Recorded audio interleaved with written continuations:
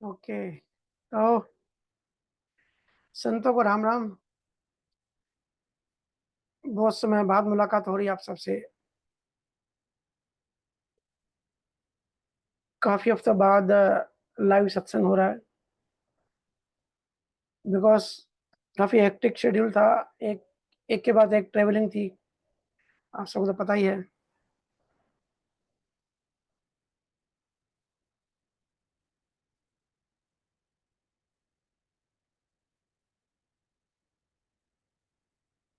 खैर, जब भी जैसे संजोग बने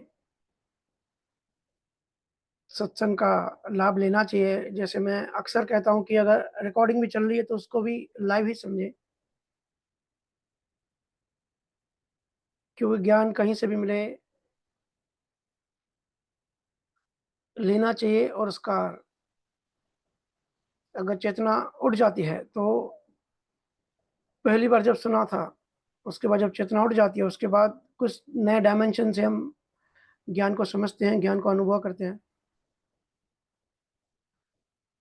खैर, आज अक्षय तृतीया है। मैंने ग्रुप में भी लिखा था, बड़ा स्पिरिचुअल डे माना जाता है। अब अलग धर्मों में, अलग पंथों में अलग अलग मतलब इसका कहते हैं, लेकिन जो मेन सार है, अक्षय तृतीया मतलब अक्षय मतलब जिसका कभी क्षय नहीं होता, मतलब आत्मा सनातन। और खास करके इसी महीने में वैशाख का जो महीना होता है, उसका शुक्ल पक्ष का जो तीसरा दिन होता है, इसके लिए तृतीया कहते हैं। परशुराम का भी इसी दिन पे जन्म हुआ था, और कहते हैं कि त्रेता युग की शुरुआत भी इसी दिन से हुई थी। लेकिन मेन जो स्पिरिचुअल स्पेशल दिन में इसको मानता हूँ, तीर्थंकरों के जो पहले तीर्थंकर थे, ऋषभ देव, वो जब कठिन तपस्या में थे, तो आज के दिन कहते हैं कि जूस पी के उनका जो उपवास था 1 साल का, उन्होंने वो ब्रेक किया था। और शुक्ल पक्ष जो आता है, आपको पता है, कृष्ण पक्ष शुक्ल पक्ष 2 पक्ष होते हैं महीने में। शुक्ल पक्ष आत्मा का माना जाता है। वैसे तो 12 ही महीने परमात्मा के हैं। भाव से जब भी ध्यान ज्ञान में बैठ जाए तो चेतना उठने लगती है। लेकिन ऋषि मुनियों ने, ज्ञानियों ने कुछ खास दिन की खास महत्व बताया है।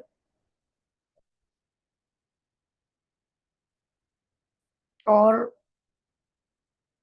कुछ जीवों ने क्वेश्चन पूछे हैं।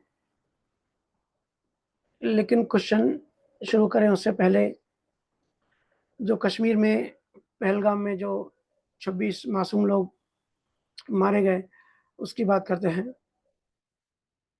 बड़ी दुर्भाग्यपूर्ण घटना थी। मालिक ऐसे संजोग ना बनाए। और जो लोग इसमें मारे गए, ऐसी प्रार्थना है कि उन जीवात्माओं की अच्छी गति हो, सद्गति हो, उनको जल्दी नया शरीर मिले, और जो दूसरा शरीर मिले उसमें आध्यात्म में उनकी प्रगति हो। इसी मालिक से प्रार्थना है। पूरा देश देखो आज गुस्से में है।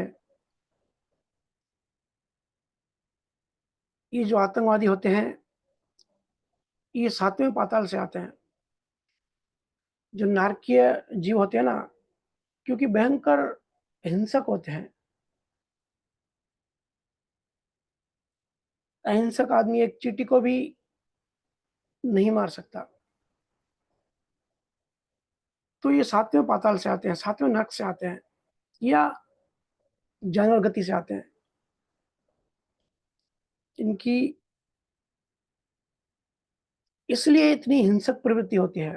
आप सब लोग पूछ रहे थे ना कि ऐसे कैसे किसी को मारने की इतनी डेयरिंग आ जाती है, क्योंकि इनकी प्रवृत्ति ही ऐसी होती है, इनकी वृत्तियाँ ही ऐसी होती हैं पहले से।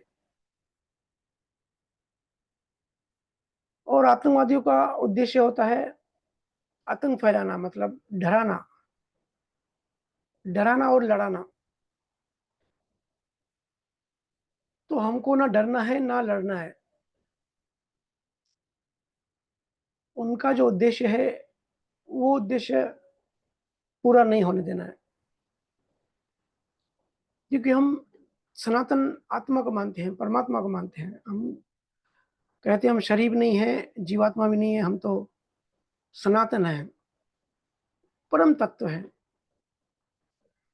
तो सनातन के डीएनए में ही प्रेम होता है, प्रेम फ्लो होता है। क्योंकि आत्मा का बहुत सारे गुणों में से एक फीचर है, एक गुण है प्रेम। तो मैं सबसे कहना चाहूँगा, जो बाद में रिकॉर्डिंग में सुनेंगे, कि उनके गेम प्लान में ना फँसें, हमको फँसना नहीं है। उनका जो उद्देश्य है डराना और लड़ाना, तो डरना भी नहीं है और लड़ना भी नहीं है। गवर्नमेंट तो अपना अच्छा काम कर ही रही है, जो उनको ठीक लगेगा वो करेंगे। पर बहुत दुखद घटना थी, सबको बहुत दुःख हो रहा है, पीड़ा हो रहा है, आप सबके मैसेजेस मुझे आ रहे थे इस बारे में। और हम सब तो सिर्फ़ बातें करेंगे, जिनके साथ ऐसी घटनाएँ घटती हैं, एक्चुअली में वो फ़ील करते हैं, जिनके ऊपर बीत रही होती है ना, उनको ही पता होता है, या उनके जो निकट क्लोज़ परिवार वाले होते हैं, वो पीड़ा को अनुभव कर सकते हैं। बाकी सब तो सिर्फ़ संवेदनाएँ देंगे, बातें करेंगे, लेक्चर देंगे, लेकिन बड़ा दुखद वो पल होता है।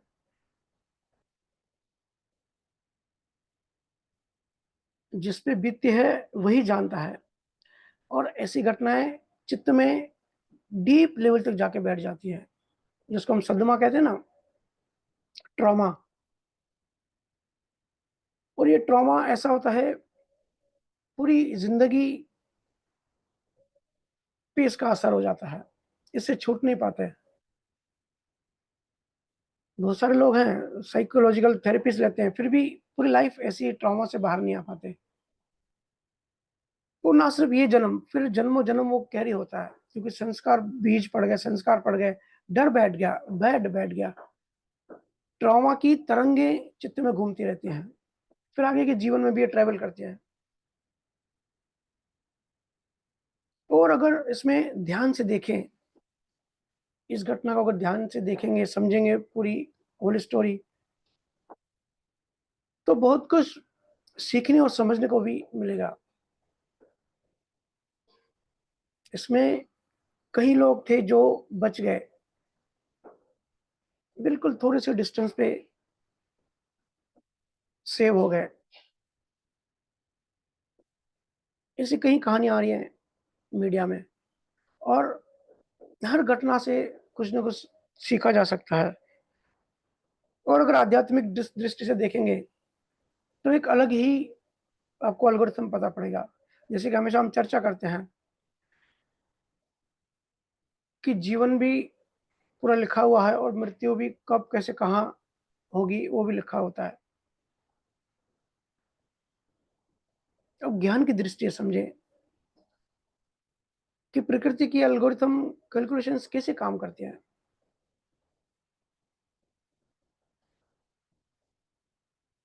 कुछ लोग लास्ट मोमेंट पे जाने से रह गए, जो कि बच गए। ऐसे ही आपने सुना होगा कि केरला की जो फैमिली थी, 11 लोग की फैमिली थी, वो भी उसी समय वहाँ जाने वाली थी। तो उन्होंने होटल में ब्रेकफ़ास्ट नहीं किया, तो उनके फैमिली में जो एक पुरुष ने कहा कि खाना खाने के बाद वहाँ जाते हैं। फिर उसकी पत्नी ने कहा कि नहीं, फिर बाद में अंधेरा हो जाएगा, अभी चलते हैं, लंच बाद में करते हैं। लेकिन फैमिली में, परिवार में कुछ बीपी पेशेंट थे, और उनको भूख लगी थी क्योंकि ब्रेकफ़ास्ट नहीं मिला। तो फाइनली डिसाइड किया कि खाना खाने के बाद जाएँगे और खाना खाने बैठ गए। और कहाँ बैठे? बैसरन वैली जो थी उससे 1.5 किलोमीटर दूर लंच खाने बैठे। और देखो कुदरत कैसे काम करती है। वो जो चीफ़ था, वो जो रेस्टोरेंट वाला था, उसने खाने में नमक ज़्यादा डाल दिया।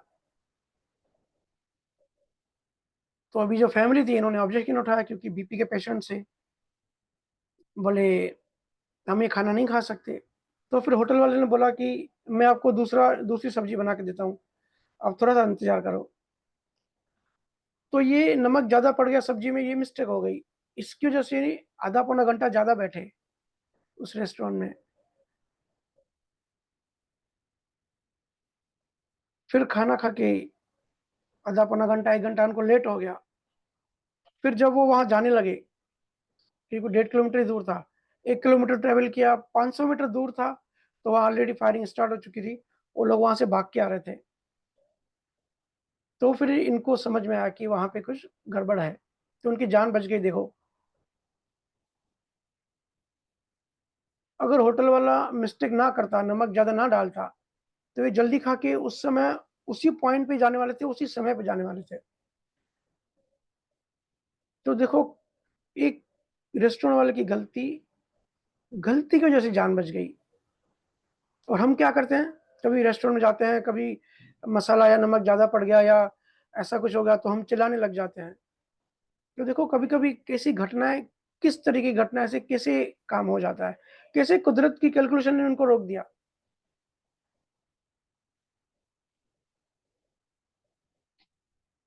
तो आध्यात्मिक दृष्टि से भी देखने की ट्राई करें कि चल क्या रहा है, एग्ज़ैक्टली हो क्या रहा है।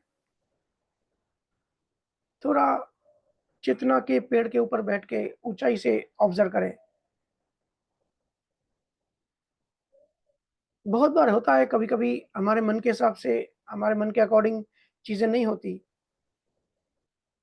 हम जो चाहते हैं वैसा नहीं होता, तो हम परेशान हो जाते हैं, विचलित हो जाते हैं। इसलिए कभी भी किसी भी घटना से, किसी भी चीज़ से कुछ भी हो जाए, सहज रहें, विचलित ना हो, क्योंकि कुदरत जो भी करती है उसके पीछे कुछ न कुछ रीज़न होता है। पर ऐसी घटनाओं से, ऐसी दुखद घटनाओं से चित्त में बैड एक्सपीरियंस, बैड मेमोरीज़ बैठ जाती हैं, तरंगे बैठ जाती हैं। फिर चित्त से निकलना बड़ी मेहनत का काम है। वो जब तक ये कोई साइकोलॉजिस्ट का काम नहीं है, ये गुरु ही कर सकता है और गुरु हर किसी को हर जन्म में मिल नहीं सकता। तो बड़ी उलझन वाली बात हो जाती है। पहाड़, नदियाँ, रोड, वैली, ये सब दिखते बाहर हैं, पर हर चीज़ का अनुभव हमारे चित्त में होता है, चाहे गुड एक्सपीरियंस या बैड एक्सपीरियंस। तो चीज़ें इस तरीके से काम करती हैं। और जितनी बड़ी हिंसक घटना होती है, उतना डीप लेवल पे पेनिट्रेट होता है, तरंगे डीप लेवल तक चली जाती हैं और उसका असर उतना गहरा होता है। इसलिए मैं, अगर मेरा ये मैसेज उन तक पहुँच पाता है, उनके परिवार वालों तक, कि ये दुःख है, दुःख की घड़ी है, हम सब आपके साथ हैं। लेकिन अगर मैसेज पहुँच जाता है, क्योंकि लास्ट टाइम एक बार अफ़गानिस्तान में भी हमने इस तरीके से मैसेज पहुँचाया था कि अभी बैड एक्सपीरियंस मेमोराइज़, नेगेटिव तरंगे आपके चित्त में बैठ बैठ गई होंगी अभी तक। आपके मन को नेगेटिव और मायूस, उदास करती रहेंगी हमेशा। जब भी ट्रिगर होगी, तो भजन सिमरन करें।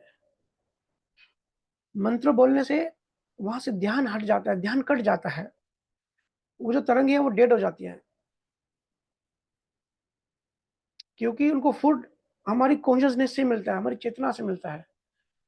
और भजन सिमरन क्या करता है, जो भी हमारी ऊर्जा को खाता है, उसको वहाँ से हटा देता है। भजन सिमरन नाम मंत्र की जो तरंगें होती हैं, वो जो ये बैड एक्सपीरियंस की जो तरंगें होती हैं, उसको न्यूट्रलाइज़ कर देगा।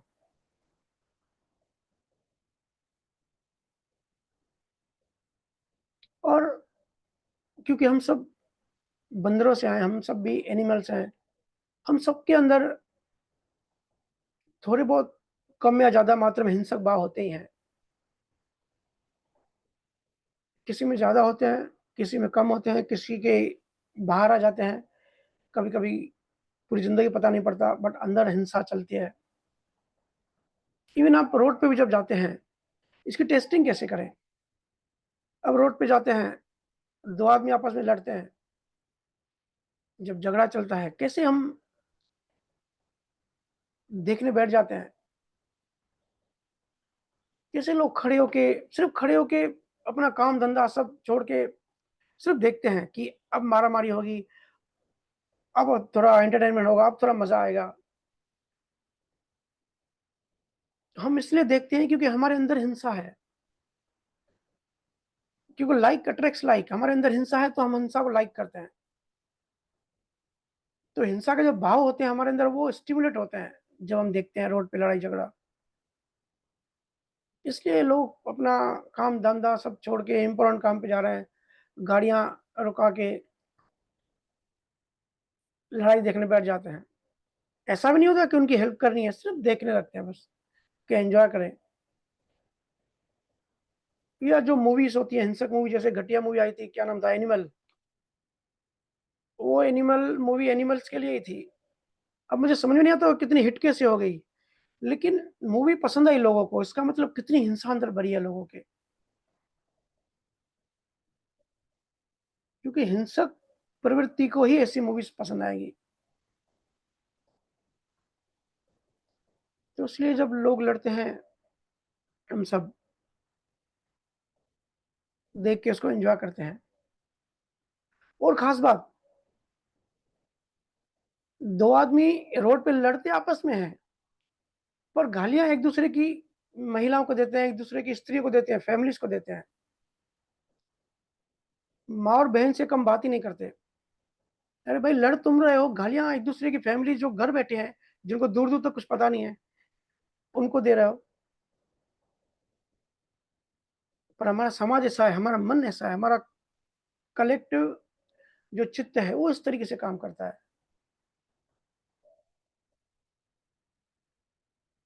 तेरा पंथ में ऐसे कुछ सब पंथ हैं, तेरापंथी वाले, जो कहते हैं कि अगर कोई प्यासा है और आपके पास पानी है, तो उसको पानी मत पिलाओ। या कोई तकलीफ में है या कोई सुसाइड कर रहा है आपके सामने, तो उसको आप बचाने मत जाओ, क्योंकि वो उसके कर्म है, उसको भुगतने दो। आप उसके और उसके कर्मों के बीच में मत आओ। वो कहते हैं ऐसे महावीर स्वामी ने सिखाया है। अरे भाई महावीर स्वामी ने सिखाया अहिंसा परमो धर्मः।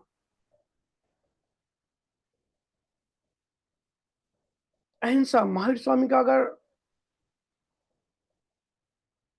ज्ञान फ़ोकस करेंगे ना, सेंटर पॉइंट अहिंसा मिलेगी।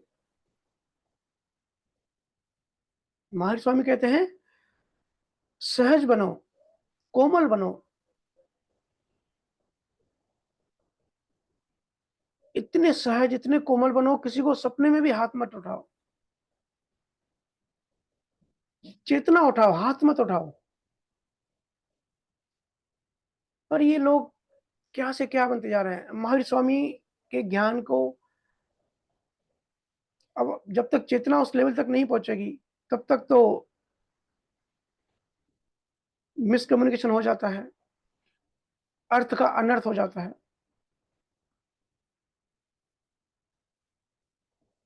और ये जो हिंसा करते हैं ना, मारा-मारी करते हैं, हाथापाई करते हैं।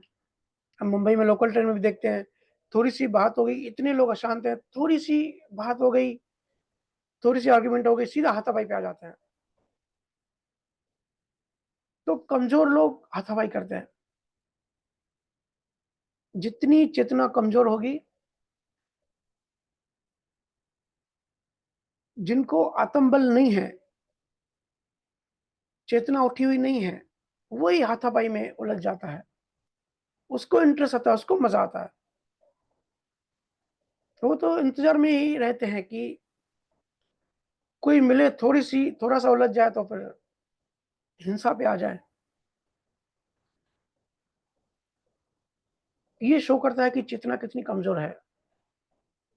देखते हो ना, रोड पे थोड़ी-सी गाड़ी की टक्कर हो जाती है, सीधा डब्ल्यूडब्ल्यूई चालू हो जाती है।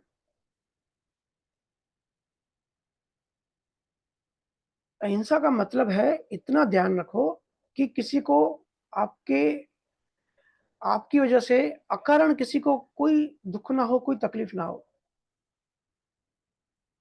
बस इतना ध्यान रखो।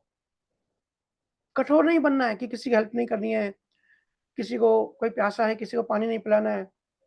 ये तो कठोरता हो गई। महावीर स्वामी ने कठोर बनने के लिए नहीं कहा, कोमल बनने के लिए कहा। कोमल हृदय, कोमल दिल, बिल्कुल सहज, बिल्कुल सॉफ्ट। कोमल चित्त में ही परमात्मा का वास होता है। और जब मन मुताबिक चीज़ें नहीं होती,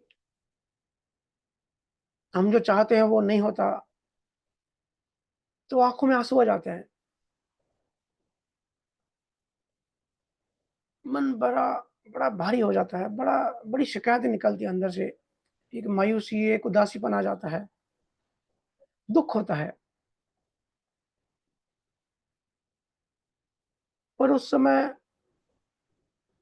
यूनिवर्स आपका भला ही कर रहा है।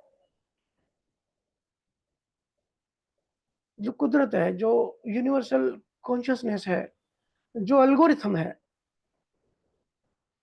वो कर्मों की निर्जरा ही करवा रहा है।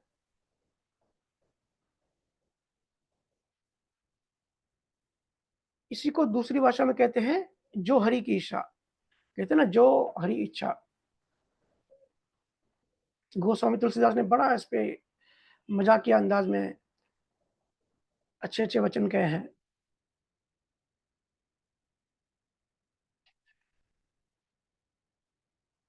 पर घटनाएँ हमारे हिसाब से नहीं घटती, या फैमिली में, परिवार में, ऑफ़िस में, दोस्तों में हमारे अकॉर्डिंग कोई चीज़ नहीं होती, तो दुखी हो जाते हैं, इमोशंस आने लगते हैं। हम जल्दी इमोशनल हो जाते हैं, क्योंकि हम प्राकृतिक हैं, हम नेचुरल हैं। ये नेचर का दिया हुआ सॉफ्टवेयर है।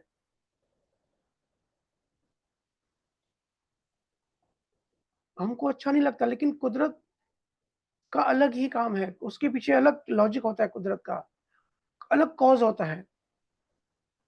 उसमें कभी नेगेटिव मत हो जाया करो। ये जो घटना है ना, इससे एग्ज़ाम्पल से हमको सीखना है कि जो भी होता है, सिर्फ़ और सिर्फ़ अच्छे के लिए होता है। ये गीता में ऐसे नहीं लिखा है, जो होता है अच्छा होता है, जो आगे होगा अच्छा होगा। जो कारण है उसका फल आएगा, जो बीज है उसका फल आएगा।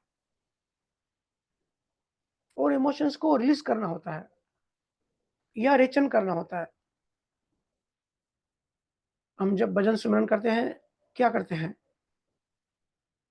भजन सिमरन इतना साइंटिफिक, इतना वैज्ञानिक क्यों कहता हूँ मैं? श्वास-विश्वास, जब श्वास अंदर लेते हैं, जब श्वास बाहर छोड़ते हैं, अंदर लेते हैं, कुंभक जब बाहर छोड़ते हैं, रेचक, उस समय जो इमोशंस होते हैं, जो नेगेटिव हमको नेगेटिव बनाते हैं, उनका रेचन करते हैं। आप सब कहते हो ना कि अचानक भजन में बिना कारण रोना आता है। जब कारण ढूँढने जाते हैं, तो कारण भी पता नहीं, सब कुछ ठीक होता है, लेकिन रोना आता है। तो वो जब रेचन होता है, तब हमारे अंदर रिप्रेस्ड, दबी हुई जो जो रोना दबा हुआ, जो दुःख हमने दबाया है, जो अंदर एनर्जी फ्लो कर रही है, उसको आँसुओं के थ्रू, रोना के थ्रू भजन उसको बाहर फेंकता है।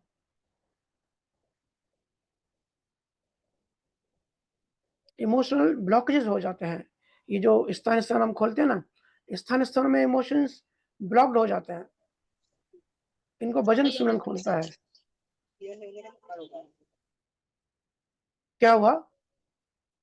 आवाज़ ठीक नहीं है? नहीं भैया, ठीक है भैया। Okay, okay. तो जैसे ही आप सब पूछते हैं कि भैया भजन में रोना आता है, तो मैं हमेशा कहता हूँ कि जितना रोना आता है रो लो। रोना इज़ हेल्दी, रोको मत, माफ़ करो और साफ़ करो। बोझा मत लेके घूमो। हम सब अपने अंदर किसी न किसी तरंगों का बोझा लेके घूम रहे हैं। क्योंकि हम स्थूल लेवल का रहें, तो स्थूल लेवल पे ही हमारी नज़र होती है, हम हमारी बुद्धि वही कैलकुलेशंस करती है पूरे दिन, ये अच्छा हुआ, ये बुरा हुआ हमारे साथ, हम सबसे अच्छा करते हैं, हमारे साथ हमारा अपमान होता है, ये करना चाहिए, ये नहीं करना चाहिए। स्थूल लेवल पर एनालिसिस चलता है, लेकिन डीप में इमोशंस होते हैं, डीप में ये तरंगे होती हैं चित्त में। और हिंसा क्या है? जब बहुत ज़्यादा क्वांटिटी में नेगेटिव इमोशंस जमा हो जाते हैं, हमारे चित्त में जमा हो जाते हैं, एक सर्टेन पॉइंट के बाद वही इमोशंस हिंसा बन के बाहर आती है। हमारे समाज में मान्यता है कि मर्द को कभी दर्द नहीं होता। क्यों भाई? मर्द का शरीर क्या अलग बायोलॉजिकल नियम से काम करता है क्या? ये ऐसे मूवीज़ बिना सर पैर के डायलॉग डाल देते हैं, फिर ऐसी मान्यता बन जाती है, ऐसी प्रोग्रामिंग हो जाती है कि मर्द कभी रोता नहीं है और जो रोया वो मर्द ही नहीं है, रोना तो फीमेल्स का काम होता है। तो फिर मर्द क्या करता है, इमोशंस दबा देता है। फिर वही दबे हुए रिप्रेस्ड इमोशंस हिंसा के रूप में बाहर आते हैं। इसलिए भजन सिमरन करो और मस्त रहो, सब साफ कर दो। भजन सिमरन अच्छे से सफाई करता है इसकी। जब हम डीप ब्रेथ लेते हैं राम नाम के साथ, तब र और म की तरंगें बड़ा काम करती हैं, बड़ी सफाई करती है हमारे अंदर। तो चेतना उठानी है, क्योंकि चेतना जहाँ होगी, चेतना जिस डायमेंशन में होगी, हमारा रेडियस, हमारा यूनिवर्स उसी रेडियस में होगा। हमारा थॉट प्रोसेस, हमारी थिंकिंग, हमारी वृत्तियाँ, हमारा दुनिया को देखने का नज़रिया, हमारी वासनाएँ, हमारी लालच, हमारी करुणा, हमारा यूनिवर्स पूरा उस रेडियस में होता है, जहाँ चेतना होती है। क्योंकि हम जहाँ होते हैं वही घर बना लेते हैं, तो हमारी चेतना जिस डायमेंशन में होती है, वही उसका घर हो जाता है। इसलिए अपनी अंडरस्टैंडिंग बढ़ाओ, चेतना को बढ़ाओ, केमिकल बायोलॉजी समझो कि हमारे साथ क्या हो रहा है, हमारा शरीर कैसे काम करता है, कैसे मसल्स मेमोरी कैसे काम करती है, चित्त में मेमोरी कैसे होती है, ये सब हमको समझना है।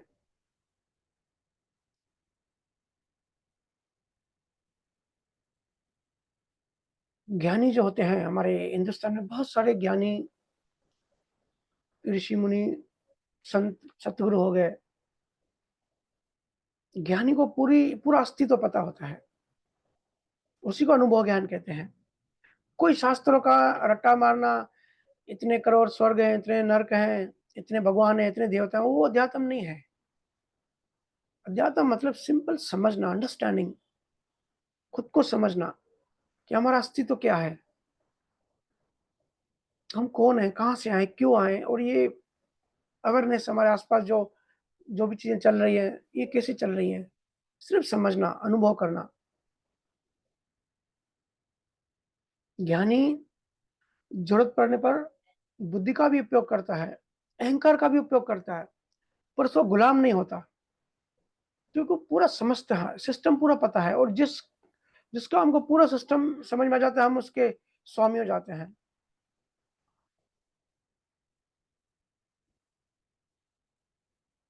आज भी लोगों के अंतर्मन में बिलीव सिस्टम, मान्यताएँ, भ्रम, डर, चिंता, fear, irritations, thoughts, insecurity, internal conflicts, regrets, अलग-अलग चीज़ों का भय, अलग-अलग चीज़ों की वासना, किसी को पैसा चाहिए, किसी को नाम चाहिए, रिप्रेस डिज़ायर्स, दबी हुई इच्छाएँ, सुपरस्टिशंस, अंधविश्वास, उलझने, धारणाएँ सब हमारे अंदर है। इसी को हम जीवात्मा कहते हैं, इसी को यही हमारा अस्तित्व है। और जितनी परसेंटेज में कम ज़्यादा परसेंटेज में ये सब चीज़ें हमारे अंदर होती हैं, वैसी हमारी पर्सनैलिटी होती है, वैसे भाव फेस पे आ जाता है, ये हमारा चेहरा क्या है? ये तो हड्डी-माँस का बना हुआ है, लेकिन जो अंदर मटेरियल पड़ा हुआ है, जीवात्मा में जो जो अंदर चीज़ें हैं, जो रॉ मटेरियल है, वो पूरी वैसी पूरी हमारी पर्सनैलिटी बन जाती है। इसलिए कोई इंसान हद से ज़्यादा हिंसक बन जाता है और महावीर स्वामी जैसे हद से ज़्यादा 100% प्योर और अहिंसक बन जाते हैं। हम सबका उद्देश्य है इन सब चीज़ों से मुक्त होना। मुक्त होते जाओ, अब समय आ गया है। भजन सिमरन रोज़ करो, तभी हम हिंसा और हिंसक प्रवृत्तियों से अपने आप को बचा सकते हैं और दूसरों को भी बचा सकते हैं। इसलिए आतंक से डरना भी नहीं है और आपस में लड़ना भी नहीं है। उनके प्लान को सक्सीड नहीं करने देना है।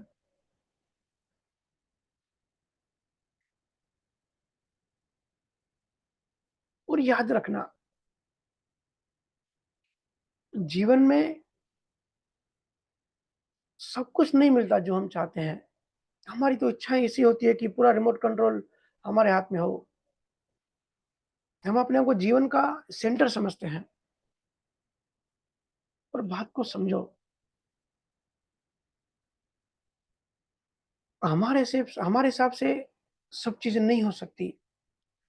कुछ चीज़ें मुस्कुरा के छोड़ देनी पड़ती हैं। ठीक है? तो ये मुझे कहना था, जो दुखद घटना घटी पहलगाँव में, मालिक उनकी आत्मा को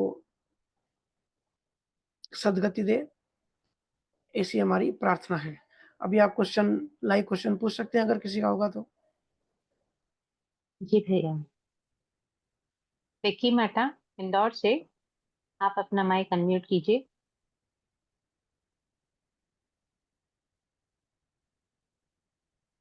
कैसे हैं भैया? बढ़िया, मस्त। आप कैसे हैं? बस आशीर्वाद है। क्या लग गया भैया हाथ में? कुछ नहीं। अब बहुत ज्यादा ही पट्टी बांधी। वो भैया मेरा मलेशिया मलेशिया गया था ना, तो तब से कुछ इंजरी हो गई है। कुछ खास नहीं क्या है, आप पूछिए। ध्यान रखिए भैया। भैया जी, मेरा एक प्रश्न था कि मैं आपसे जब से जुड़ा हूँ हमेशा आपको आनंद में ही देखते आ रहा हूँ, और ना गुस्सा करना, ना कोई किसी से झगड़ा करना, ना कोई ऐसा परेशानी में आपको देखा है, कुछ भी नहीं देखा ऐसा। और हमेशा आपको देखा है, परिवार वालों को भी, आप अपने परिवार वालों को भी खुश रखते हैं, ऑफिस वालों को भी पूरा सेटिस्फाई रखते हैं, बिल्कुल बैलेंस करके चलते हैं। और राम स्नेही वाले भी आपसे बात करते हैं, उनको भी आप सेटिस्फाई करके बिल्कुल बैलेंस करके बिल्कुल संतुष्ट करते हैं। और उसके अलावा आप खुद खुद भी मतलब अपने ऊपर कोई सी भी परेशानी लेके फिर भी सामने वाले को बिल्कुल सेटिस्फाई रखते हैं, बैलेंस करके बिल्कुल सटीक चलते हैं। ये परिस्थिति भैया, जैसे जैसे ये आपकी परिस्थिति, आप बिल्कुल बैलेंस करके चलते हैं, सभी शिष्यों को भी बढ़िया बिल्कुल आनंद में रखते हैं। ठीक है। और उसके अलावा अपना जैसे हर हर इंसान आपसे जुड़ा हुआ है और सब सेटिस्फाई हैं। तो भैया ये इतने जनों को सेटिस्फाई करके रखना और सबको बैलेंस करके रखना और संतुष्ट करके रखना, ये कैसे पॉसिबल है भैया? और मैंने दूसरे गुरु भी देखे हैं, ऐसा नहीं कि नहीं देखे हैं, मैंने दूसरे गुरु भी देखे हैं। और उनको जैसे अच्छे बिल्कुल बढ़िया बात करते हैं, बात करते करते कोई परिस्थिति विपरीत हो जाती है ना उनकी, तो बिल्कुल मतलब वो अनबैलेंस हो जाते हैं और बिल्कुल गुस्सा करने लग जाते हैं और खुद को मतलब बैलेंस नहीं कर पाते हैं। ऐसे गुरु भी देखे हैं। पर आपको जब से मैंने देखा है और जब से आपसे जुड़ा हूँ, मैंने कभी आपको अनबैलेंस होते हुए या कुछ भी ऐसा नहीं देखा है। और बिल्कुल आप बिल्कुल हर चीज को बैलेंस करके चलते हैं। ये कैसे पॉसिबल है? और मेरा ये भी उसके साथ प्रश्न था कि हम आपके जैसे कैसे बन सकते हैं?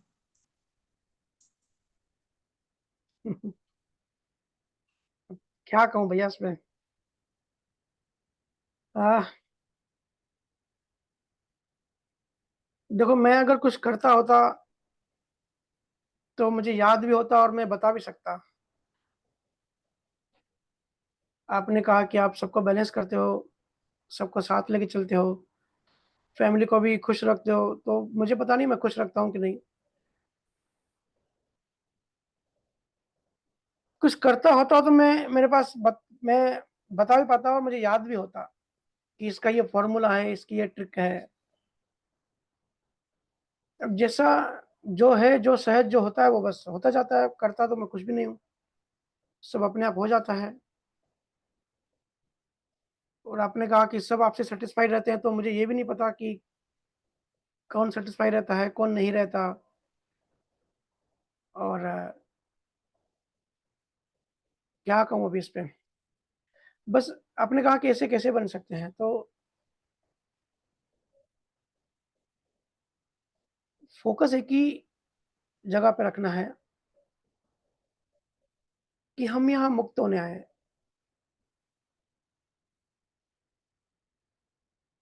हमको अपनी चेतना बढ़ानी है, हमको अपनी अंडरस्टैंडिंग बढ़ानी है। जितनी अंडरस्टैंडिंग बढ़ती है, जितना ज्ञान अनुभव बढ़ता है, उतना जो जीवात्मा है, वो सहज होती जाती है। असहज हमको कौन करता है? जितना रॉ मटेरियल सांसारिक रॉ मटेरियल ज़्यादा होता है, जड़ तत्व ज़्यादा होता है, उतना हम असहज होते हैं। तो जितनी चेतनता ज़्यादा होती है, तो उतना सहज ज़्यादा होते हैं। सहज का मतलब हमारा जो मूल स्वरूप है, उसके करीब रहना, उसमें ही रहना, उसी को नेचुरल कहते हैं। जो सहज हो, जब भूख लगे तब आप किसी भी ज्ञानी को देखो, जब भूख लगे तब खाना खाया, जब प्यास लगे तब पानी पिया, जब नींद आए तब सो गए। अगर महल में है तो भी ठीक है, अगर रास्ते पे हैं तो भी ठीक है। राजा जनक महल में थे, तो भी मस्त थे। जब वो महल उनका जल गया, फिर छोटे झोपड़पट्टी में आ गए, तो भी मस्त थे।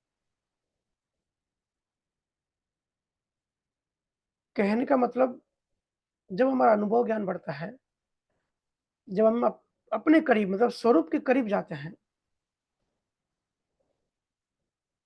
तब हम सब जिस आनंद की हमेशा हम बात करते हैं, क्योंकि आत्मा का स्वरूप का गुण है आनंद। गुरु महाराज कहते हैं आनंद पद और प्रेम, वो आत्मिक प्रेम, आत्मा से एक होना। जब श्रुति आत्मा में समा जाती है, तब वह प्रेम में, ज्ञान में, आनंद में बन जाती है। तब उसको संसार असर नहीं करता। अगर श्रुति संसार में है, तो संसार उसको हमेशा परेशान करता रहता है, क्योंकि जड़ तत्वों का वो गुण है। हर पदार्थ का गुण है, केमिकल बायोलॉजी जिन्होंने की उनको पता होगा, हर तत्वों के अपने-अपने गुण होते हैं। तो मूल जो तत्व है, जो सनातन सत्य है, श्रुति जब हमारी परमात्मा में होती है या गुरु में होती है, जब परमात्मा से एक हो जाते हैं, गुरु से जब एक हो जाते हैं, तो 24 घंटे उसी में रहते हैं, तब सब अपने आप होता है। कुछ करने की ज़रूरत नहीं पड़ती, क्योंकि करने वाला खत्म हो जाता है। यही तो प्रॉब्लम है, जब तक करने वाला होता है, तब तक सारी गड़बड़ है, तब तक संसार है, तब तक मायाजाल है, तब तक दुष्ट है, तब तक तेरा-मेरा है, तब तक लड़ाई-झगड़े हैं, नफ़रत है।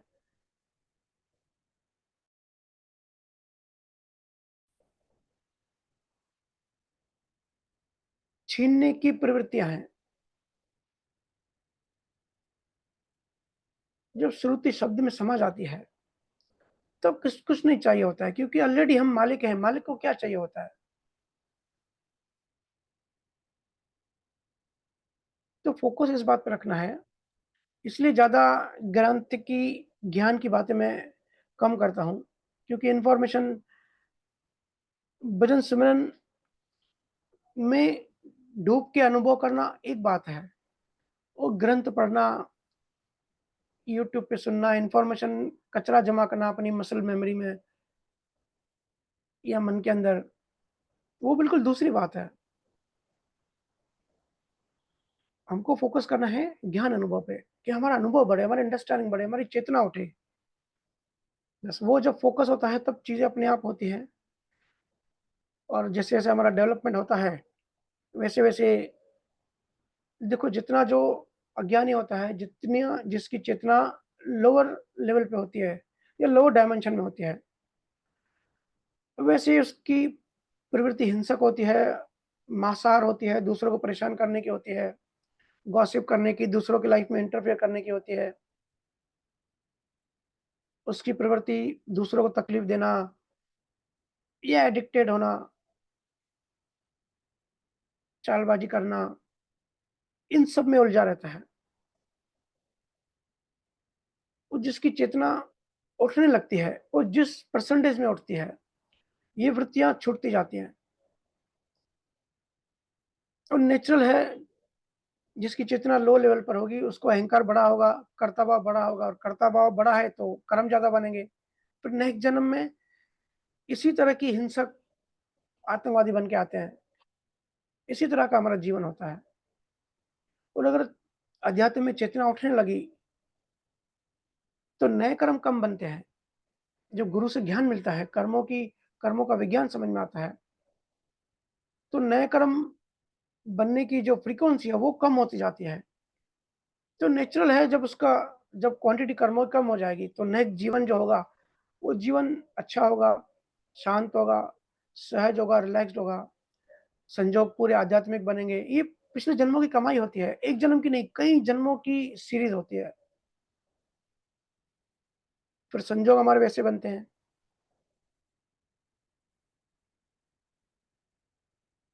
अकर्ता भाव में ठहरने लगती है चेतना, और जब अकर्ता भाव में आ गए, तो नए क्रम नहीं बनेंगे।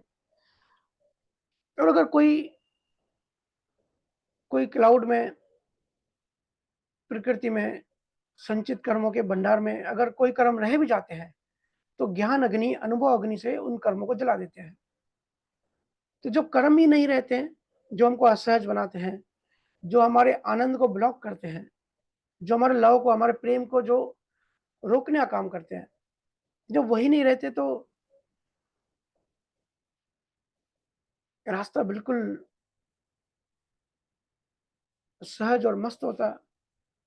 फिर जब कर्म की क्वांटिटी कम होती है, तो जीवन ऐसा रिलैक्स होता है। ये भी प्रारब्ध जीवन है। जिसके जैसे कर्म होते हैं, वैसे-वैसा उनका जीवन बनता है। ठीक है भैया, इस पे मैं अभी क्या बोलूँ, ज़्यादा मुझे समझ में नहीं आ रहा। कभी पर्सनल में चर्चा करेंगे इसकी। Next question. जी भैया। रवि लखवानी जयपुर से, अपना माइक अनम्यूट कीजिए प्लीज। राम राम भैया। राम राम रवि जी। भैया पहली बार आपका लाख शुक्राना भैया, जो आज आपने ना हमारे को सहज है ना सत्संग का मौका दिया भैया। धन्यवाद भैया। भैया मेरा छोटा सा प्रश्न था कि आपने अभी तक बहुत से सत्संगों में ना गुरु महिमा का ज्ञान दिया है हमें, लेकिन भैया आप हमें ना शिष्य कैसे बने और कैसे उसे गुरु आज्ञा में रहना है, कैसे शिष्य को अपने गुरु के प्रति ना बात करनी चाहिए भैया, कैसे उसे ग्रस्त जीवन में भी है ना नाम रूपी अमृत को पीकर अनुभव ज्ञान को समझें। भैया आप जयपुर आए थे, जयपुर में आपने मुझे बोला भाई गुरु का कोई शिष्य फेवरेट नहीं होता, लेकिन भैया अच्छा शिष्य कैसे बने, इसके ऊपर थोड़ा सा भैया प्रकाश डाले तो भैया थोड़ा सा क्या समझ में आनंद आए। जी। रवि जी, पहले ये बताइए आपका हाथ कैसा है? भैया मेरा तो बहुत सही है, लेकिन भैया मेरा हाथ के आप आपके हाथ में लगी हुई है, आप यहाँ आए तब भी नहीं बताया भैया आपने इंजरी का। नहीं भैया, आपका फ्रैक्चर जल्दी रिकवर होना चाहिए, ऐसी मेरी प्रार्थना है। बस भैया आपका आशीर्वाद जो मिल गया वही बहुत है। अपने आप साईं सही कर देगा भैया, गुरु अपने आप बैठे आपको हैं तो सब कुछ सही होगा। आपको इन चीज़ों का असर नहीं पड़ता, ये देख के बड़ी खुशी होती है कि आप ज्ञान अप्लाई अच्छे से कर रहे हैं। भैया वो तो आपकी मेहर है भैया, आपकी कृपा है। देखो, गुरु शिष्य का जो रिलेशन होता है, वो पहले भी हमने चर्चा की है कि स्टूडेंट टीचर की तरह नहीं होता। टीचर का काम होता है, बहुत सारे स्टूडेंट्स बैठे हुए हैं, 200 300, उनको एक बात सबको बोल देनी है। फिर कोई समझा ना समझाओ, टीचर की इतनी ज़िम्मेदारी नहीं होती। और वेस्टर्न कल्चर में गुरु को टीचर ही समझा जाता है। लेकिन गुरु शिष्य का जो रिश्ता होता है, वो डॉक्टर पेशेंट की तरह होता है। जैसे डॉक्टर पेशेंट की बीमारी को डायग्नोस करके उसको क्योर कर देता है, उसका ऑपरेशन करता है, ऐसे ही गुरु का काम होता है, किसी भी तरीके से, किसी भी स्टाइल में, कोई भी टेक्निक यूज़ करके। अब हर केवल ज्ञानी का अलग-अलग तरीका होता है। उद्देश्य होता है कि बस मुक्त हो जाए। जो मन की बीमारी सबको लगी हुई है, उससे मुक्त हो जाए।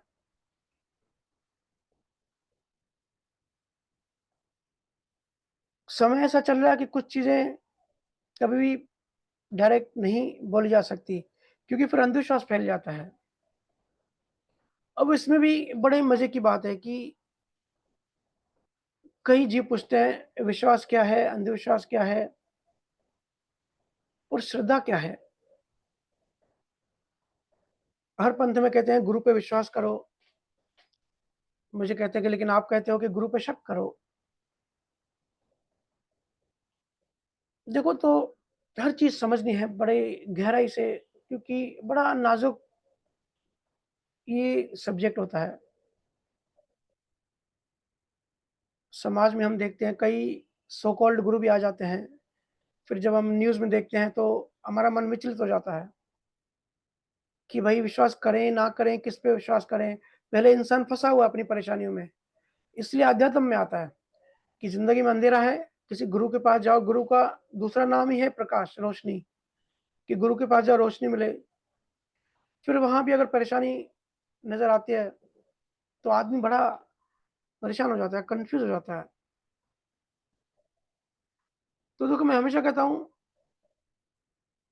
विश्वास विथ लॉजिक होना चाहिए। विश्वास विदाउट लॉजिक अंधविश्वास बन जाता है। ठीक है, सहज होने के लिए, एक कम्फर्ट ज़ोन में आने के लिए हमको विश्वास करना पड़ता है।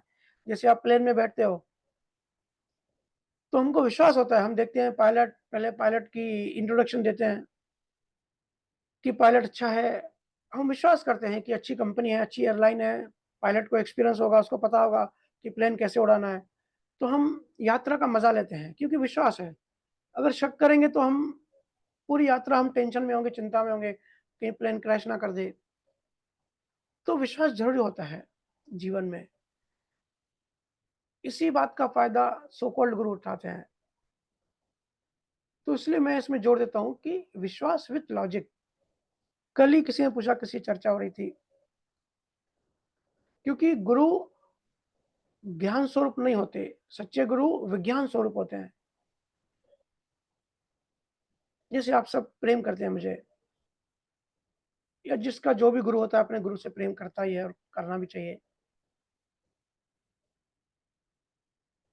ज्ञान स्वरूप का मतलब इंडिविजुअल मान्यताएँ, कि जो उस धर्म में, उस पंथ में, उस छोटे से बंधी हुई चीज़ें हैं, उसमें अगर जुड़ गए और गुरु ने कहा कि ये करो, डू एंड डोंट्स दिए, ये करो, ये मत करो, विश्वास रखो, क्वेश्चन मत करो, जो कहता हूँ मेरी बात आँखें बंद करके मानो, तो ये विदाउट लॉजिक विश्वास बन जाता है। फिर इससे टेम्पररी शांति मिलती है इससे टेम्पररी रिलीफ मिलता है, नो डाउट। लेकिन लॉन्ग टाइम में जो हमारा असली मकसद होता है, जो असली हमारा उद्देश्य होता है मुक्ति का, उससे हम वंचित हो जाते हैं और इससे अंधविश्वास को बढ़ावा मिलता है। इसलिए इंडिया में गुरु ज़्यादा है, ज्ञान ज़्यादा है, लेकिन अंधविश्वास भी ज़्यादा है। तो लॉजिक ज़रूर लगाएँ। लॉजिक को अपने परम अष्टा तक पहुँचा दें। उस पॉइंट तक पहुँचा दें जिस पॉइंट के बाद आपका लॉजिक खत्म हो जाए। तब सच्चा प्रेम पैदा होता है। तब बात लॉजिक के बियॉन्ड जाती है। उसको कहते हैं सादी भाषा में श्रद्धा या प्रेम। लेकिन केवल ज्ञानी जो होते हैं, जैसे कबीर साहब थे, सुखराम जी महाराज थे, दादू जी थे, तुलसीदास थे, जितने भी केवल ज्ञानी हैं, ये इंडिविजुअल मान्यताओं की बात नहीं करते, क्योंकि गुरु, सच्चा गुरु विज्ञान स्वरूप होता है। उनकी बातें यूनिवर्सल होती हैं, सैद्धांतिक होती हैं, नियम की बात करते हैं। इसलिए जो भी ज्ञान होता है विदाउट अनुभव, वो एक फिलॉसफी होता है और सच्चा गुरु फिलॉसॉफिकल ज्ञान नहीं देता, सच्चा गुरु ऑपरेशन करता है। पूरी जो बीमारी है मन से, चित्त से, उसको निकाल देता है। इसलिए मैं कहता हूँ ना, सिर्फ ज्ञान के चक्कर में मत पड़ो, सिर्फ इन्फॉर्मेशन के चक्कर में मत पड़ो। जो गुरु ज्ञान का, ग्रंथों का अर्थ होता है, वो गुरु नहीं होता, वो तो टीचर होता है। वो काम तो टीचर भी कर लेता है। जो शब्द जागृत करे वो गुरु होता है, क्योंकि शब्द ऑपरेशन करता है। और इसमें मुख्य रोल प्रेम का है, लेकिन देखो आज जगत में प्रेम कहीं दिखता नहीं है। और जब मैं प्रेम कहता हूँ तब मैं आध्यात्मिक ऊँचे प्रेम की बात कहता हूँ। ये संसारी गर्लफ्रेंड बॉयफ्रेंड वाले प्रेम की बात नहीं करता। ये तो कर्मों की लेन-देन होती है। ये तो साइकोलॉजिकल लव होता है।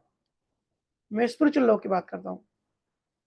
सुखराज महाराज ने कहा है ना कि शब्द जागृत तभी होता है जब जो शिष्य होता है उसकी जीवात्मा से फ्लो जब लव फ्लो होता है, तब सहज ही गुरु के अंदर से भी लव फ्लो होने लगता है। तो बड़ी अलौकिक ये बात होती है। ये विश्वास की बात भी नहीं होती, अंधविश्वास की बात भी नहीं होती, लॉजिक की बात भी नहीं होती, ये बियॉन्ड की बात होती है। इसको बुद्धि से नहीं समझ सकते, इसको एहसास कर सकते हैं। और लव का एहसास कितने कम लोग कर पाते हैं और बड़े अभागे हैं जो प्रेम को अनुभव नहीं कर पाते। क्योंकि लोग कहते हैं प्रैक्टिकल बनाओ, हर हर कोई प्रैक्टिकल है। तो प्रैक्टिकल का मतलब जड़, कि पूरे के पूरे संसार ही और जड़ बन गए। जैसे बच्चा रोता है, बच्चे के रोने से माँ के स्तन में दूध आ जाता है। ऐसे ही जब शिष्य का जलता हुआ प्रेम जब गुरु तक पहुँचता है, तब सहज ही गुरु का प्रेम भी रिफ्लेक्ट होता है। वो बड़ा पावरफुल होता है, बड़ा आत्मिक होता है। वो स्पीड से ग्रो करता है चेतना को। उसी को दूसरी भाषा में समर्पण कहते हैं, सरेंडर कहते हैं।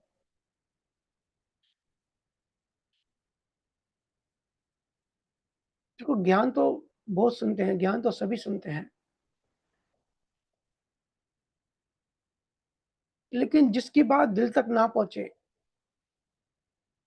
जो बात दिल तक ना पहुँचे, जो आपके लॉजिक माइंड को ब्रेक ना करे, जो आपको अहंकार को ना तोड़े, वो सिर्फ़ मनोरंजन है, टाइम पास है, एंटरटेनमेंट है और कुछ नहीं है। क्योंकि गुरु का काम होता है शिष्य के अहंकार को तोड़ना, सबसे बड़ा उद्देश्य वो होता है। ज्ञान भी एक अहंकार है जब तक बोध ना हो। रावण का एग्ज़ाम्पल है हमारे साथ, हमारे पास।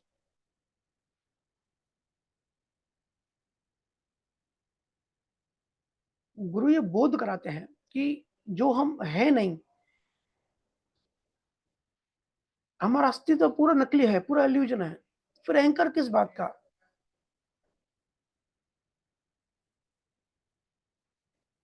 फिर काहे का मान-सम्मान, क्या मीठा-खट्टा, क्या सुख, क्या दुःख, क्या अच्छा, क्या बुरा, क्या मेरा, क्या तेरा, समता समभाव में आ जाते हैं।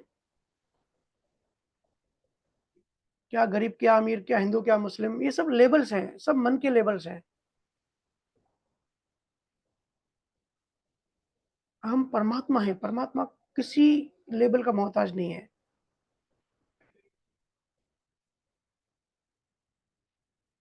यही कबीर साहब का सार तत्व ज्ञान है। आपने कहा कि अच्छा शिष्य कैसे बने? देखिए, जैसे मैग्नेटिक होता है, लोहे को पुल कर लेता है।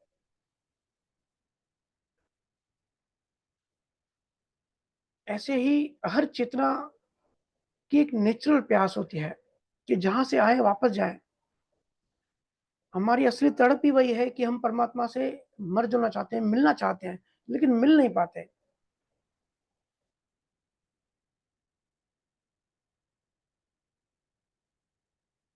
और सूरत के ऊपर कर्मों का आवरण आ गया, अज्ञान का आवरण आ गया, मान्यताएँ आ गई, एक पत्थर आ गया उसके ऊपर। तो ये आवरण के कारण, ये पत्थरों के कारण श्रुति शब्द में मर्ज नहीं हो पाती।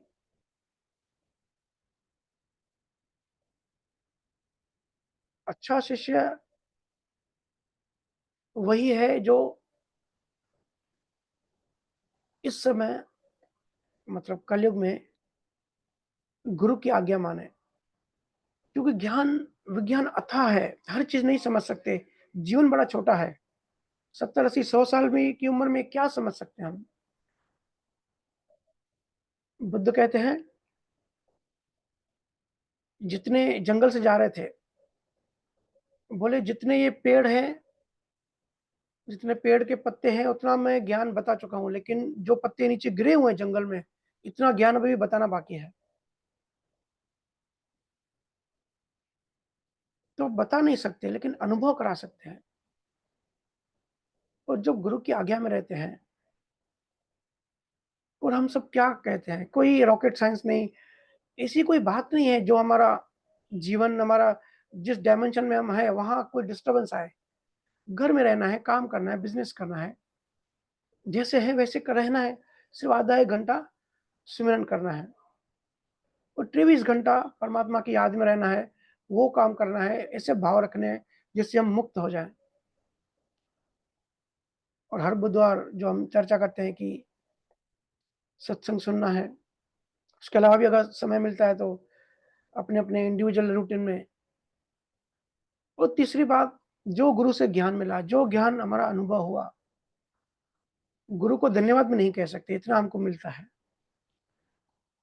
तो वो ज्ञान सिर्फ़ हमको आगे शेयर करना है।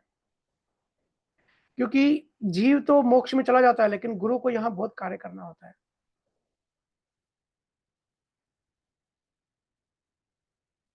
इसलिए ये बातें ऐसी हैं कि किसी किताब में, किसी ग्रंथों में ना लिखी जा सकती है, ना बताई जा सकती हैं। ग्रंथों में तो सिर्फ़ मीनिंग कर सकते हैं, उसके अर्थ कर सकते हैं। उसका जो मर्म होता है, जो उसका डीप मीनिंग होता है, वो सिर्फ़ सिर्फ़ गुरु से आ सकता है। और वो बात किस कॉन्टेक्स्ट में कही गई है, वो सिर्फ़ गुरु समझा सकता है। इसलिए हमारा फ़ोकस रहना चाहिए कि हमारे गुरु क्या चाहते हैं? हमारे गुरु चाहते हैं हम मुक्त हो जाएँ। हम लड़ाई-झगड़ों से, झंझटों से धीरे-धीरे मुक्त होते जाएँ। अगर घर में अशांति है, देखो गुरु और अहंकार की हमेशा लड़ाई होती है। अब घर में लड़ाई होती है, गुरु कहेगा कि भाई माफ़ी माँग लो और थोड़ा अपना नुकसान झेल के भी शांति करो। क्योंकि शांत मन ही अध्यात्म में प्रोग्रेस कर सकता है। लेकिन जीव का ईगो कहता है कि नहीं, मैं ऐसे कैसे झुकूँ, गुरु को क्या पता हम यहाँ हमारी क्या हालत है, हमारे साथ नाइंसाफ़ी हो रही है। लेकिन भाई गुरु को सब पता होता है। तो उस समय सिर्फ जीव की ये टेस्टिंग होती है कि वो अपने गुरु को जिताता है या अपने ईगो को जिताता है।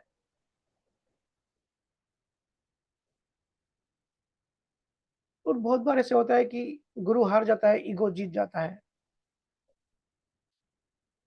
तो इसका सिंपल सा मतलब है कि अभी चेतना कमजोर है, अभी अंधेरा है। तो कुछ नहीं करना है, सिर्फ भक्ति में और गहरा जाना है। हमारा जो फोकस है, हमारा जो जो ध्यान है, जो श्रुति है, और ज्ञान की तरफ लगाना है। क्योंकि जितनी भक्ति करते हैं उतनी हमारी कमजोर चेतना मजबूत होती जाती है, उसका बल बढ़ता जाता है। इसलिए मैं बार बार कहता हूं, अगर शांति चाहिए तो उससे संग करो जो आपसे ज्यादा शांत है। अगर आनंद चाहिए तो उससे संग करो जो आपसे ज्यादा आनंदित है। तो गुरु शिष्य की अपने कई बार बातें करी है। विश्वास नहीं करना है किसी भी गुरु पे विदाउट लॉजिक। आज देखो कितना अंधविश्वास है, क्या क्या नहीं होता अध्यात्म के नाम पे। अभी केरला में उस दिन मैं न्यूज देख रहा था, टोने टोटके के चक्कर में बड़े बड़े क्राइम हो जाते हैं, सिर्फ अंधविश्वास, अज्ञानता। अरे भाई, पहले थोड़ा लॉजिक लगाओ। कुदरत ने बुद्धि दी है ना, थोड़ी बुद्धि लगाओ। जब तक बुद्धि लगा सकते हो अपनी बुद्धि लगाओ। जब बुद्धि खत्म हो जाए, जब कुछ करना नहीं पड़ेगा, तब सहज ही समर्पण आ जाएगा। वो भी श्रद्धा होती है, श्रद्धा को दूसरी भाषा में विश्वास भी कहते हैं, लेकिन वो श्रद्धा जो होती है, विश्वास विथ लॉजिक होती है। पूरा एक मिक्सचर बन जाता है, फिर वो सरेंडर हो जाता है। फिर तीसरी चीज पैदा हो जाती है, जैसे नाम तत्व जागृत होता है, जिसमें हमारे अध्यात्म में प्रगति होती है। जैसे पान खाते हैं ना, पान में 5-6 चीजें मिक्स होती है। पान का पत्ता हरा होता है और अलग अलग मटेरियल होता है, लेकिन जैसे ही खाते हैं तो लाल कलर हो जाता है हमारा मुंह। अब उसमें किसी भी मटेरियल का लाल कलर नहीं होता, लेकिन 4-5 चीजें जब मिक्स हो जाती है तब लाली बन जाती है, एक दूसरी चीज पैदा हो जाती है। ऐसे ही विश्वास विथ लॉजिक, जब हम इससे आगे बढ़ते हैं, क्योंकि विश्वास तो करना पड़ेगा, क्योंकि कंफर्ट नहीं आएगा, सहज नहीं बन सकते। लेकिन लॉजिक माइंड भी लगाना है, बुद्धि भी लगानी है कि हम यहाँ से हम मुक्त हो पा रहे हैं कि नहीं हो पा रहे हैं। और जब लॉजिकल से माइंड सेटिस्फाइड हो जाता है तब समर्पण हो जाता है। उसको फिर श्रद्धा कहते हैं। श्रद्धा अंधविश्वास नहीं होती।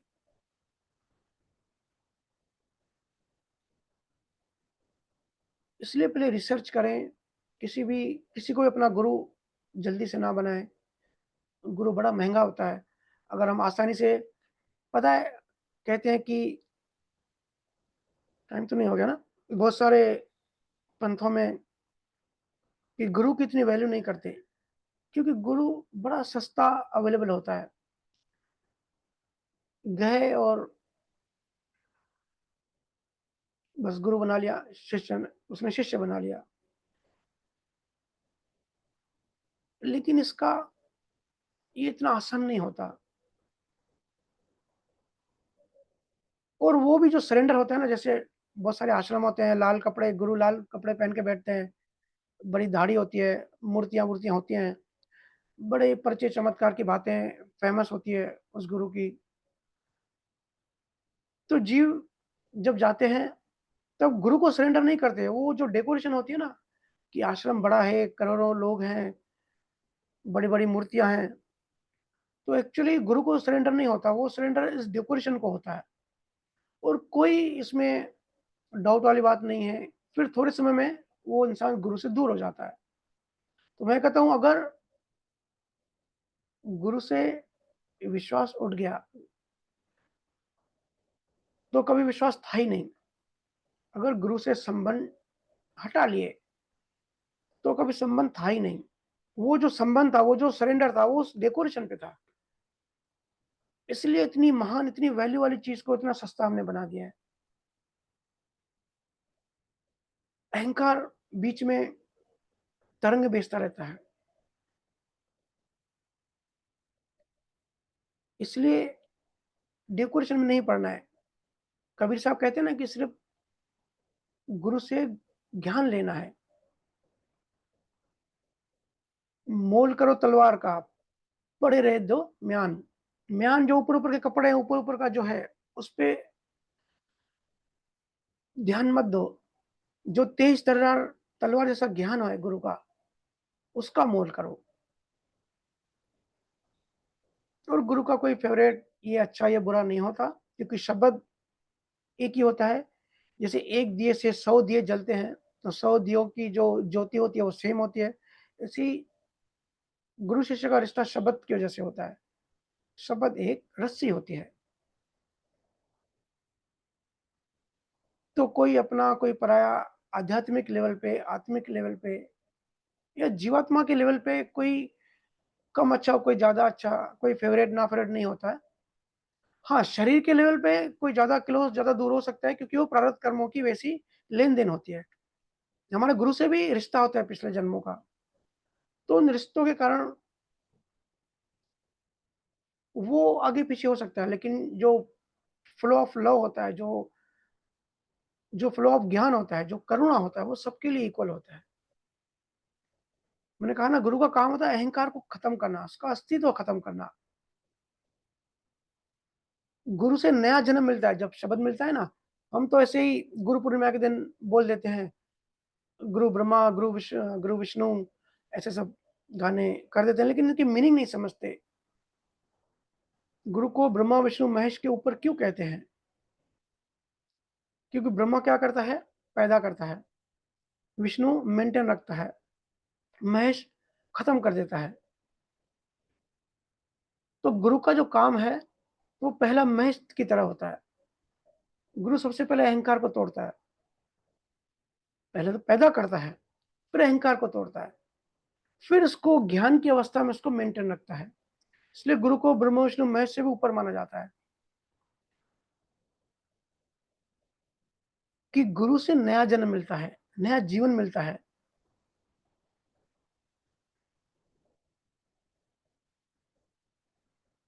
इसलिए अच्छा अगर हमको बनना है, तो गुरु का मकसद क्या है? देखो, हमको पता नहीं कि गुरु जब यहाँ आते हैं, किस सिचुएशन से आते हैं, कैसे रहते हैं, कैसे कर्म बना के अपने आप को फँसा के हमारे लिए आते हैं।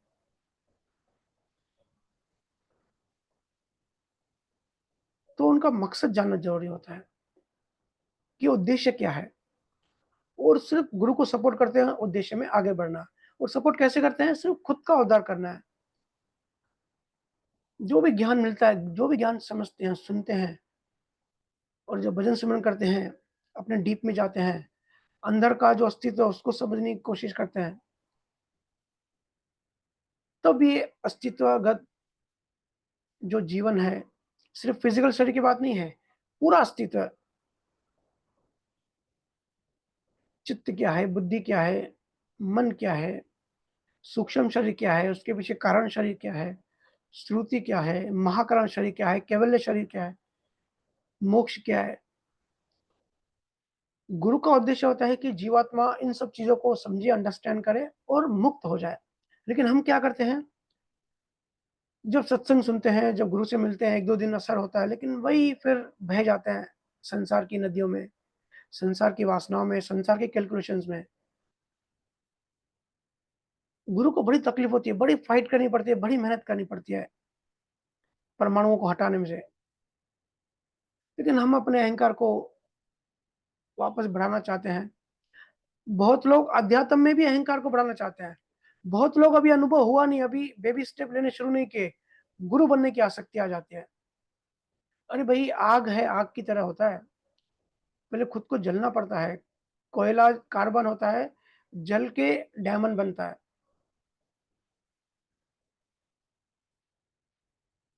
तो उद्देश्य समझना होता है कि हमारा उद्देश्य क्या है, हमारे गुरु का उद्देश्य क्या है। हम जो सत्संग सुनते हैं, जब भजन सिमरन करते हैं, जो जो हमारी लिंक है, इसका पर्पस क्या है और उस पर्पस पे हम चल रहे हैं कि नहीं चल रहे हैं। क्योंकि सिर्फ़ इन्फॉर्मेशन की काम यहाँ इन्फॉर्मेशन की बात नहीं हो रही है, सिर्फ़ ज्ञान देने की बात नहीं हो रही है। बहुत है ब्रह्मज्ञानी, आत्मज्ञानी जो यूट्यूब पे सुन के फिर वही कॉपी पेस्ट करते हैं। लेकिन गुरु कॉपी पेस्ट नहीं करता, गुरु आपका जीवन बदलता है। गुरु आपको जलाता है, गुरु आपको खत्म करता है। अब बताते हैं ना, जिन लोगों में बदलाव होना चालू हो गया है, उनके परिवार में ही उनको तकलीफ देना शुरू कर देते हैं। क्योंकि जब जीवन बदलता है, जब चेतना उठती है तब जीवन बदलेगा, क्योंकि डायमेंशन बदलेगा, आपकी सोचने का तरीका है।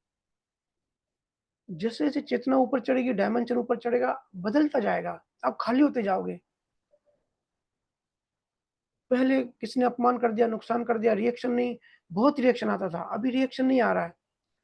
तो आस-पास वालों को तकलीफ होगी और आस-पास वालों को तकलीफ होगी, अज्ञानियों की, अहंकारियों की, तो वो आपको तकलीफ देंगे।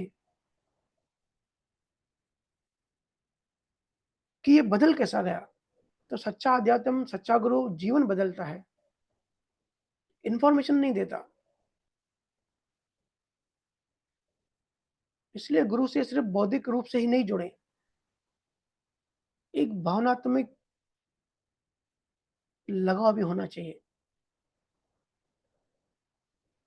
तब हम पुरुषार्थ करते हैं। मुझे लोग कहते हैं कि भैया समय भी होता है, लेकिन हम भजन सिमरन करने की पता नहीं क्यों इच्छा नहीं होती, मन नहीं मानता।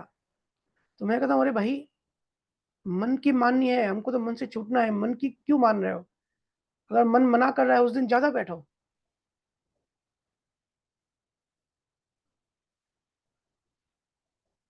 लेकिन मस्ती है, जब तक लग्ज़री लाइफ़ है, जब तक प्रारब्ध अच्छे हैं, जीवन अच्छा चल रहा है, दृष्टि बड़ी छोटी होती है, तब तक ऐसे ही लगता है कि सब बाद में देख लेंगे, अभी तो अपना बिज़नेस सँभालो, अभी तो संसार सँभालो। लेकिन जब कोई कहता है कि ध्यान, सिमरन, भजन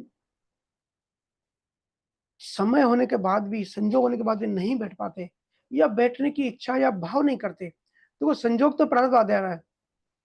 मैं कहता हूँ वो गुनाहगार नहीं है जिसको संजोग नहीं है, जो सच में बिज़ी है, जिसका रूटीन ऐसा है, जिसका शरीर साथ नहीं देता, जो हैंडीकैप है, वो नहीं बैठ पाते, दैट कैन बी अंडरस्टैंड, वो समझा जा सकता है कि पिछले जन्मों की वजह से कोई गुरु दोष लगा होगा, गुरु के लिए खराब बोला होगा या गलत भाव किया होगा, तो कुदरत साथ नहीं देती।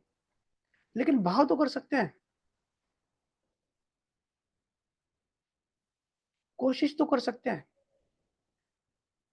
तो हमको पता नहीं होता, जब हम गुरु को कहते हैं कि मन नहीं हो रहा है बैठने का, तो गुरु को कितनी पीड़ा होती है, कितनी तकलीफ होती है। तो अच्छा शिष्य, अच्छा नहीं शिष्य, ऐसा कुछ नहीं होता है। बस हमको जो गुरु राह दिखाते हैं, उस राह पे चलना होता है। वो भी इनिशियली टेस्टिंग करनी होती है, हर चीज़ की टेस्टिंग करनी होती है कि हमारे जीवन में बदलाव आ रहा है कि नहीं आ रहा है। हमको ज़्यादा शांति, ज़्यादा सुकून, ज़्यादा अच्छा, ज़्यादा आनंद, ज़्यादा बिंदास होते जा रहे हैं कि नहीं होते जा रहे हैं।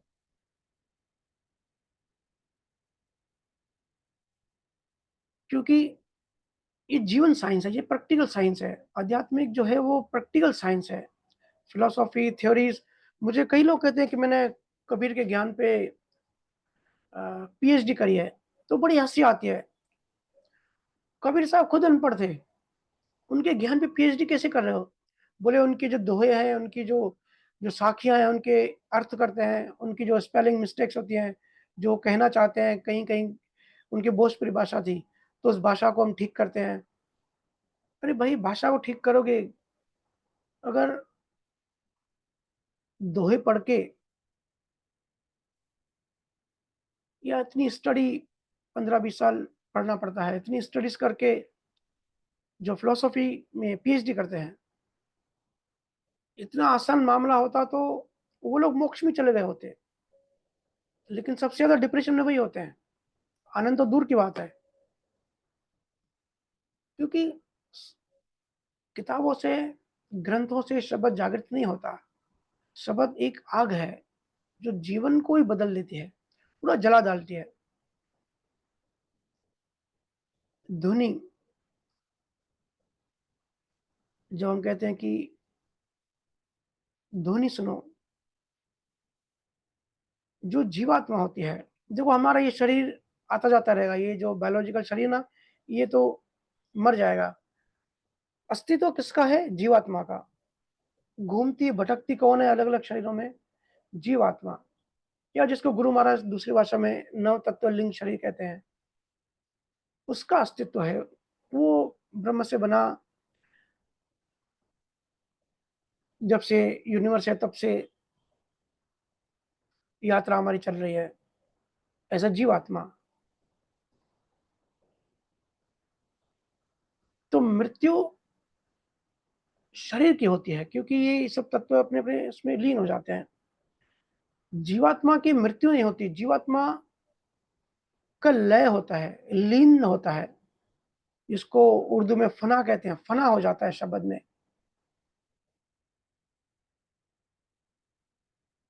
तो जब ध्वनि सुनते हैं, उसमें हमको लीन होना होता है। जब हम लीन होने का मतलब होता है, लय हो गए, हमारा अपना अस्तित्व खत्म हो जाता है।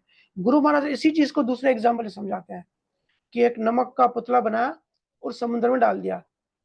अब नमक का पुतला समुद्र में जाते जा रहा है और अपने अपने आप को खोजते जा रहा है। लेकिन नमक का पुतला तो गल जाएगा समुद्र में। ऐसे ही जब हम ध्वनि में अनहद शब्द में, अखंड ध्वनि में जब हम मर्ज होते हैं, जब एक होते हैं, जब उसमें समा जाते हैं, तो हमारा अस्तित्व जो है वो खत्म हो जाता है। और हम यहाँ अपना-अपना अस्तित्व खत्म करने आए हैं, बढ़ाने नहीं आए हैं। इसलिए जो ध्वनि का जो नल है, वो बंद नहीं होना चाहिए, वो फ्लो कंटिन्यू होना चाहिए और उसको सुनना चाहिए, लयलीन होना चाहिए। जितना हम ध्वनि को सुनते हैं, उतनी हमारी काम, क्रोध, लोभ, मोह, अहंकार, हमारी मान्यताएँ, हमारी वासनाएँ, इच्छाएँ, हमारे भय सब भी डिलीट होते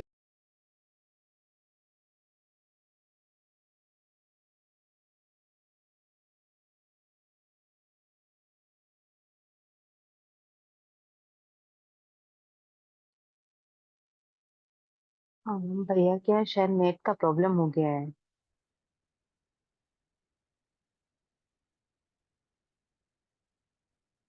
सभी लोग कंटिन्यू रखिएगा, भैया जॉइन हो जाएंगे अभी।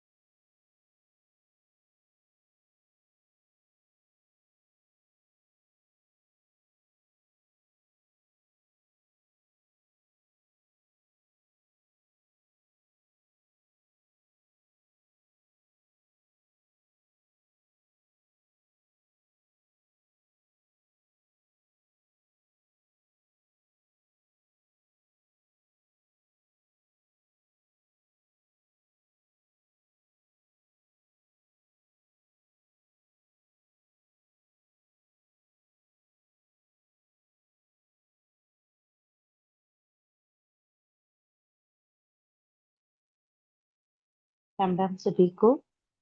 भैया के यहाँ पे कुछ टेक्निकल वाईफाई की प्रॉब्लम आ गई है, तो इसीलिए सभी को राम राम। सभी लोग जो है